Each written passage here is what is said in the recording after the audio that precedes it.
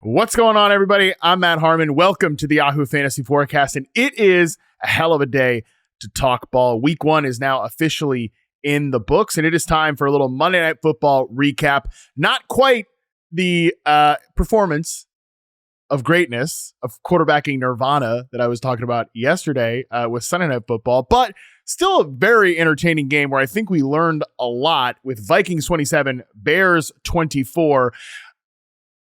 No, I mean, I'm laughing again because at one point in this game, probably into the third quarter, not similar at all to what I said yesterday with Josh Allen and the Bills, where it's like, hey, you just never know. I don't think JJ McCarthy has quite established himself in that tier of quarterbacking yet, if ever. Okay, obviously, I will say though. Producer Colin can attest to this. At one point, I think it was like 10 to 10 p.m. Eastern, I said, Bears have got to put this one away, man. It would just be so heartbreaking to lose a game at home. And so classic Bears to lose a game at home to a quarterback that didn't even have 100 yards at this point in the game. Well, guess what? That's exactly what happened. Let's start with the Vikings here for a second. It started about as bad as you possibly could have imagined for JJ McCarthy in his first game. And I want to say that again. In his first game, okay? First NFL regular season action. Gotta keep that in mind with everything that we're saying here, because it felt like a guy that was playing in his first NFL game action. He was just a beat slow on everything. Everything he was just not processing at the correct speed. Ball's coming out late. He's waiting too long to get rid of things. It's a cliche. It's stupid, but it is a truism of the sport for a reason. Things just move a lot faster in the NFL, and you could feel that for JJ McCarthy consistently in the second and into the third quarter of this game, but especially in the first half. And at one point, you definitely could tell, again, probably early in the third quarter, so credit to him for turning this around in the fourth quarter. But in the third quarter, it felt like, oh man, Dennis Allen and the Chicago Bears defense smells blood in the water. And while we did talk a lot in the offseason about how the Vikings had remade their offensive line, Christian Darrisaw is a big factor in this. He is the left tackle, a great player for the Vikings. He is coming off of a 2024 injury, is not quite back yet. So they have issues on that offensive line right now. And you could feel that from a production standpoint. You could definitely feel some of that. That being said, huge credit to JJ McCarthy for hanging in there, responding, and letting it rip in the fourth quarter. In the fourth quarter alone, 6 of 8, 101 yards, 2 touchdowns, and 1 rushing touchdown on just a beautiful, beautiful design by Kevin O'Connell. I will say this about both the play callers in this game. Obviously, we'll touch on the Bears here in just a second. Despite the fact that they were dealing with, let's call it some hiccups, some fits and starts with their young quarterbacks, I think both play callers put some great stuff on film. This is a good matchup between Kevin O'Connell and Ben Johnson. Not a perfect coaching matchup, especially Ben Johnson late. Like, we probably got to tell that kicker, hey, boot that thing out of bounds. Okay. We do not want them to get a play. We do not want them to run down past a 2-minute warning. That was a mistake. But from a play calling perspective, from a, hey, these are 2 good offensive ecosystem perspectives, we got a lot of evidence to that out of both Kevin O'Connell and Ben Johnson in this particular matchup. So that was good to see. Back just on the Vikings. Look, I think we're going to have to deal with some ups and downs with JJ McCarthy, especially early on, as he is quite literally getting used to his time in the NFL. Pretty interesting stat here. We've got JJ McCarthy is the first player since Cam Newton with 2+ passing touchdowns and 1+ rushing touchdown in his NFL debut. All of those came, of course, as I mentioned, in the fourth quarter. Did not think I would be reading off a JJ McCarthy Cam Newton comparison in their debut after what we saw in the first half. But again, that is a credit to JJ McCarthy for battling, for staying in there. But we are, just from a fantasy standpoint, going to have to put up with some volatility. I think that's where I come away with this. Like, that Bears defense is good for as much as, obviously this is a fantasy show, we're talking offense. For as much as we talked about Ben Johnson and all the additions on the offensive side of the football, one of the biggest coups, I think, for this Ben Johnson staff was getting Dennis Allen to come along as a defensive coordinator. And they were undermanned on that side. they were undermanned. Secondary had issues, injuries. Jalen Johnson wasn't there. This was not a perfectly healthy Bears defense, and they still put together a great effort. That unit is going to keep them in games. That unit is going to keep them competitive. So while I was definitely coming on here ready to put like, hey, we're doing the people's panic meter, let's put JJ McCarthy on the people's panic meter right now, I'm feeling a lot better after that fourth quarter. That's why the games are 4 quarters long, guys. That's why you don't just be tweeting reckless stuff in the first quarter, second quarter, first half, whatever, about some of these players, because there's 4 quarters and everything counts. From the first to the last snap, everything counts. And I think JJ McCarthy acquitted himself well. Elsewhere on this Vikings team, like I said, we're going to have to deal with some volatility with these pass catchers. I'm not sure that we can treat, TJ Hawkinson as like a top 5 tight end. Justin Jefferson does get the touchdown here. Nice play that they connected on down the field a couple times there. But going to be some volatility as he figures things out. The backfield was interesting. Aaron Jones, 3 for 44 as a receiver on 3 targets. And obviously that 1 touchdown, again, beautiful design, getting him out there by Kevin O'Connell. Great throw by McCarthy and a really awesome catch by Aaron Jones. He's still going to be a factor in this, but man, there's just so many times in this game, especially when they're trying to like establish a power run game, some gap scheme stuff where Jordan Mason just looks better. Jordan Mason in this game, 57% of the snaps, 15 carries, 4 routes, 75 total yards. Aaron Jones, 47% of the snaps, 8 carries to 15. So yes, Jordan Mason definitely doesn't get the touchdown here. Aaron Jones, the fantasy points are higher. Yeah, I just wouldn't be surprised if by week 5 mid-season, like Jordan Mason is the leading running back here. I mean, he already was the leading ball carrier in this game, but I'm talking like 70 or so % of the carries. And for all the reasons that you thought they went out and got Jordan Mason, you saw it in this game. He gave them like just established the run, tempo run game. We're moving this offense down the field. We're keeping the quarterback on schedule, because that was really what was missing, in my opinion, to start this game.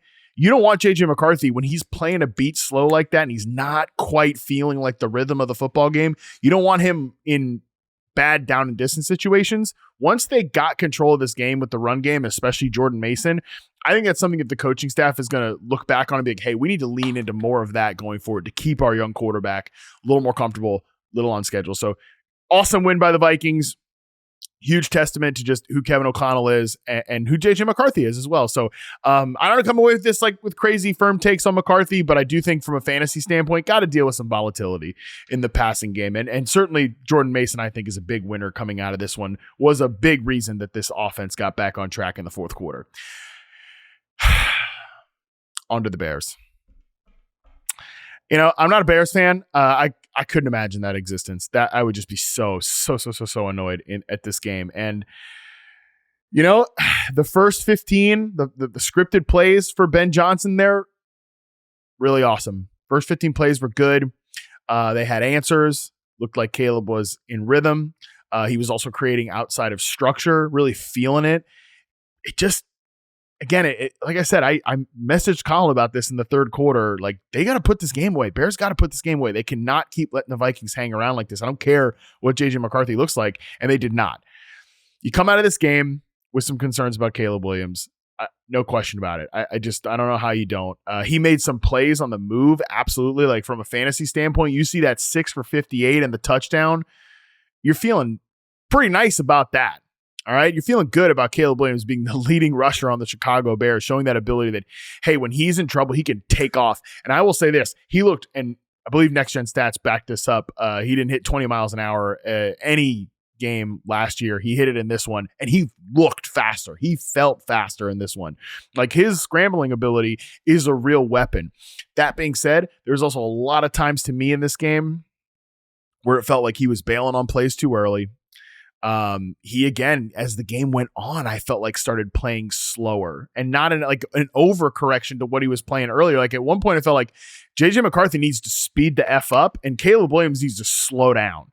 And that was kind of, to me, how it became an overcorrection for Williams. And, I obviously we got to watch the all 22, of course, to see, but it felt like there were throws down the football field that Caleb was passing up. Almost felt like he was reading like the quick outs and the flats underneath, like towards the boundary, and not the stuff that's were designed to hit in the Ben Johnson offense, like deep, intermediate, over the middle of the field.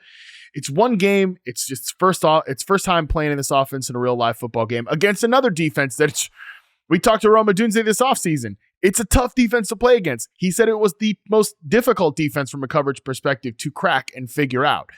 So, look, the Bears, it's going to take a minute. It's not just going to hit the ground running and immediately go, even though that's what it felt like in the first 15 scripted plays. This offense is going to need some time. They play the Lions next week, so that's going to be a big tight butt game, okay? The Bears, they're going to have tight butts coming out of this one. We know the Lions over there. They're pretty stressed about what happened this week, so lots to learn from that particular contest. I'll just say what we learned from a fantasy standpoint. DeAndre Swift has a true like hold on this lead back job. 17 carries for DeAndre Swift. He also got 5 targets. It was just, he's DeAndre Swift, man. He had some really impressive plays in this game. I don't want to take anything away from him. He was definitely a nice check down option for Caleb Williams, but he's going to leave plays on the field. He's going to miss holes. He's going to miss reads. Kyle Monangai was the second back with Roschon Johnson inactive. He had 1 catch for 11 yards. That's all you really heard from Kyle Monangai from a production standpoint. So it's great usage for DeAndre Swift. I just wonder how long he's going to be able to hold this gig behind an offensive line that I think definitely had its issues from a penalty perspective and maybe just an overall, like, those guys are getting chemistry with each other. It's one thing to add a bunch of players. It's another for these guys to actually get chemistry with each other. In the passing game, speaking of chemistry, I did come away from this game. Obviously, Rome Odunze gets that late touchdown. He leads the team with 9 targets, leads the team in 30 routes. I thought there were times where, particularly late in the game, the fourth down or the first down that he got, he just sits and settles in zone coverage. I saw plenty of times him doing that in this game. That's really encouraging. As you guys know, I like Rome Odunze as a player, but he does need to get better at just like settling down in zone coverage, just staying there, presenting a target, showing his numbers to the quarterback. And Caleb's got to get to those plays faster too. Like that is still a work in progress for these guys, but come out of this one feeling pretty good about Odunze. Targeted on 30% of his routes based on the data I'm looking at right now. 9 targets, like I said. The one is the kind of pitchy play at the end of it there, but still gets the touchdown. Got to feel really good about that. They also moved around the formation. Both of these guys got over 30% of their snaps in the slot. DJ Moore and Rome Odunze. Nobody's going to be like a pure slot receiver. Olamide Zaccheaus was out there, 66.7% snaps in the slot, but he only ran 19 routes, which was obviously behind Cole Kmet. I guess if you're giving one negative takeaway here, Colson Loveland is definitely not somebody you can play right now. 18 routes in this game, 41.9% route participation. Again, if the numbers I'm looking at here are accurate right now, he's not playing enough. Cole Kmet, 91% of the snaps. Thanks, Mike Florio, for that one that's on the screen here. If you're watching us on YouTube. Right now, you got to see better usage from that for Colson Loveland. He might be somebody that's going to be tough to hang on to through the bye weeks if this usage keeps up, but I do expect him to play more as the year goes on. Same with Luther Burden, who only ran a small handful of routes in this one. So definitely come away from this one thinking Caleb Williams is not suddenly fixed. Ben Johnson wasn't going to come in here and just sprinkle the pixie dust on him and everything was going to be better. There's still a lot of development that needs to happen there. But good game for Rome Odunze to come out of this one. DJ Moore, hopefully he's okay after taking just got sandwiched between 2 guys. It does look like Burden is rotating with DJ Moore. Like he's basically DJ Moore's direct backup, not like pushing Olamide Zaccheaus for his role. Zaccheaus seems like he's got his own thing going on there. So Luther Burden needs a DJ Moore injury. DJ Moore's coming out of this one a little banged up. That is definitely something to monitor, but like the way both those guys were used in this game, just Caleb Williams got to play a little better, got to settle into this offense, which I think can happen in time.